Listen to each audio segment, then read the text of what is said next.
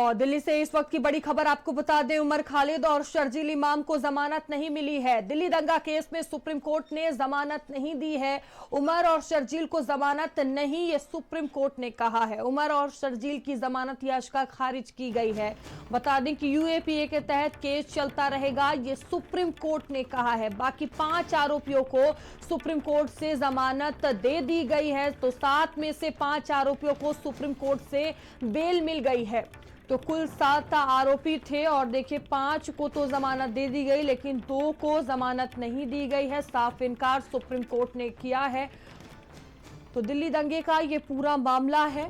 2020 में ये दंगा हुआ था और इस मामले को लेकर सुनवाई चल रही थी। ये बड़ी खबर आपको बता रहे हैं। और जो उमर खालिद और शर्जील इमाम हैं, उन्हें जमानत नहीं दी गई है और कई शर्तें भी रखी गई हैं। दिल्ली दंगा केस में सुप्रीम कोर्ट से जमानत नहीं मिली है। उमर और शर्जील को जमानत नहीं दी गई।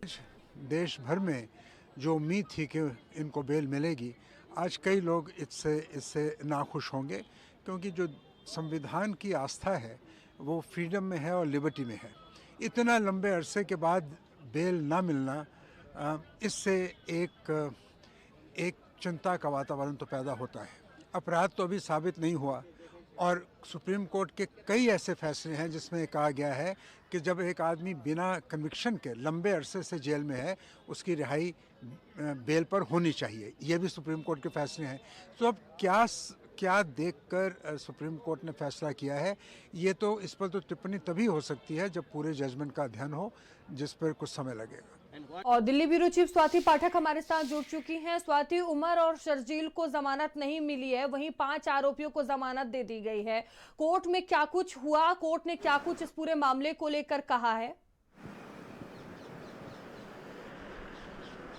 देखिए, सुप्रीम कोर्ट ने कहा है कि यूएपीए के तहत केस चलता रहेगा उमर खालिद और शर्जील इमाम पर, क्योंकि गंभीर मामला दर्ज है। और खारिज कर दिया सुप्रीम कोर्ट ने उमर खालिद और शर्जील इमाम की जो याचिका दाखिल की गई थी, जिसको लेकर लंबे समय से सुनवाई चल रही थी, क्योंकि जो अन्य 5 आरोपी थे उनको जमानत आज सुप्रीम कोर्ट की ओर से मिल गई है, क्योंकि कुल मिलाकर 7 आरोपी थे।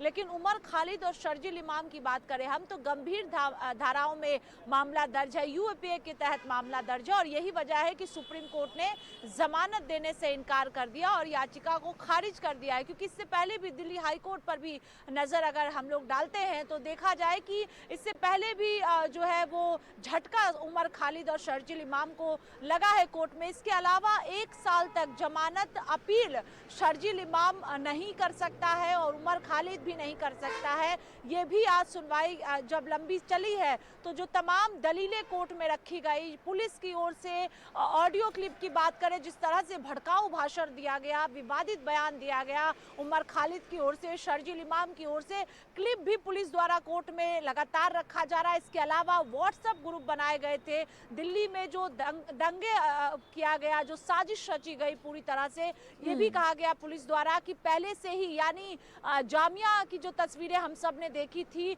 उस दौरान से ही 2019 से ही जो है साजिशें रची जा रही थी कि 2020 में किस तरह से दंगा भड़काया जाए। तो कुल मिलाकर जो सबूत थे, जो तमाम दिल्ली पुलिस द्वारा दलीलें दी गई कोर्ट के अंदर, उसके आधार पर सुप्रीम कोर्ट ने शर्जील इमाम, उमर खालिद को जमानत देने से इनकार कर दिया।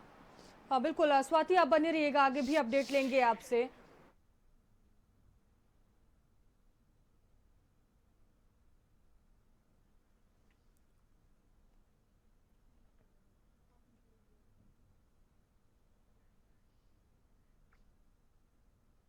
और दूसरी बड़ी खबर भी दिल्ली से है, जहां यूपी सदन